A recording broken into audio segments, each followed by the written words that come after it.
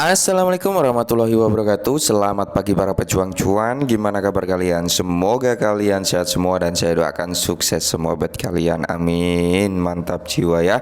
Dan jangan lupa ya kawan, tetap secangkir kopi harus selalu ada buat menemani pagi hari ini teman-teman melihat rekondisi daripada market cryptocurrency. Kalau kita lihat bersama ya, keadaan ada beberapa koin atau token yang mengalami kenaikan juga teman-teman, walaupun kenaikannya belum terlalu signifikan karena memang masih dalam kondisi bearish dan dalam kondisi market yang masih berdarah-darah lah, intinya berduka cita atas kehancuran market kali ini ya teman-teman ya.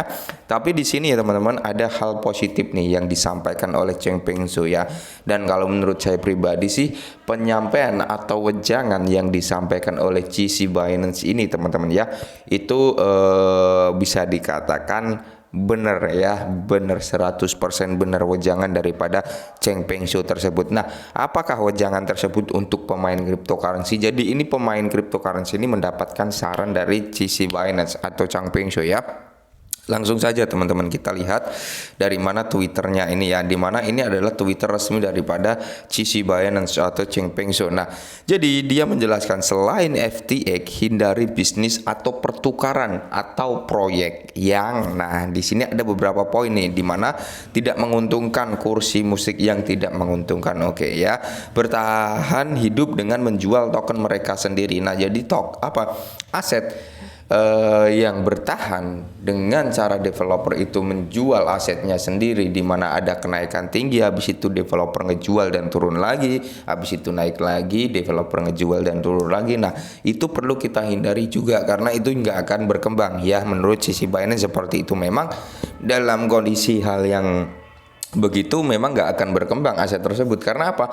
Ketika aset tersebut mau naik, otomatis developer itu ngejual lagi dan akhirnya turun lagi gitu. Maka dari itu ya token tersebut akan atau koin tersebut akan stagnan begitu-begitu aja gitu teman-teman. Oke.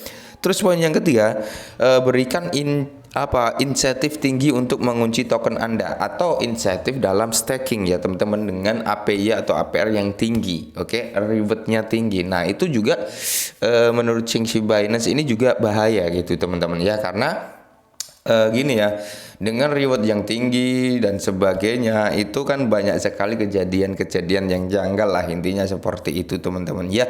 Yang normal-normal saja dengan APY dan APR yang standar saja itu yang lebih amannya lagi ya, menurut Changpeng Zhou seperti itu. Nah, jadi poin yang berikutnya adalah memiliki total pasokan besar tetapi hanya pasokan sirkulasi kecil. Oke, nah jadi suatu aset yang memiliki pasokan yang besar tapi circulating supply-nya kecil, maka dari itu ya bisa dikatakan pasokan yang belum beredar itu masih di tangan-tangan tim pengembangnya, kurang lebih seperti itu. Itu yang membuat bahaya juga sebenarnya teman-teman ya. Jadi ya tetap waspadalah dengan aset-aset yang dengan circulating dengan supply yang besar gitu teman-teman. Nah, maka dari itu ketika kita bermain micin ya kan, itu sering sekali saya ingatkan terhadap teman-teman ya, ketika kita bermain micin ya, ketika ada kenaikan yang cukup signifikan, kita ambil cuan 50% untuk mengamankan modal kita dan mengambil keuntungan dari situ gitu teman-teman. Maka dari itu kan saya sering bilang seperti itu ya. Memang kalau kita bermain dengan supply yang besar itu resiko besar, keuntungan juga besar. Nah, seperti itu. Jadi kalau kita bermain dengan suatu aset yang dengan supply besar, kita juga harus menerima resiko yang besar ya teman-teman, dan kita juga harus menerima keuntungan yang besar. Oke. Nah, jadi sinkron lah antara keuntungan dan resikonya, sama-sama besar gitu teman-teman ya. Nah, terus di sini poinnya adalah melibatkan pinjaman ya, karena banyak sekali lah ya yang sekarang bangkrut dan sebagainya dengan perusahaan-perusahaan yang bekerja sama ya, intinya seperti itu, memberikan pinjaman ya kan, memberikan reward dan sebagainya, banyak yang hancur. Nah, jadi ini adalah beberapa wejangan atau saran dari GC Binance ketika kalian ingin bermain cryptocurrency ya, walaupun memang gimana ya, ini ya memiliki total pasokan besar itu juga sebenarnya kita juga senang ya dengan supply besar, karena kita membeli dengan sedikit dapat banyak suplainya, tapi resikonya juga besar gitu teman-teman. Nah, jadi ya menurut saya pribadi CZ Binance ini ya bener gitu teman-teman ya, nggak ada salahnya ya. Jadi buat teman-teman semua, jika ingin bermain dengan supply yang besar ya kan, terus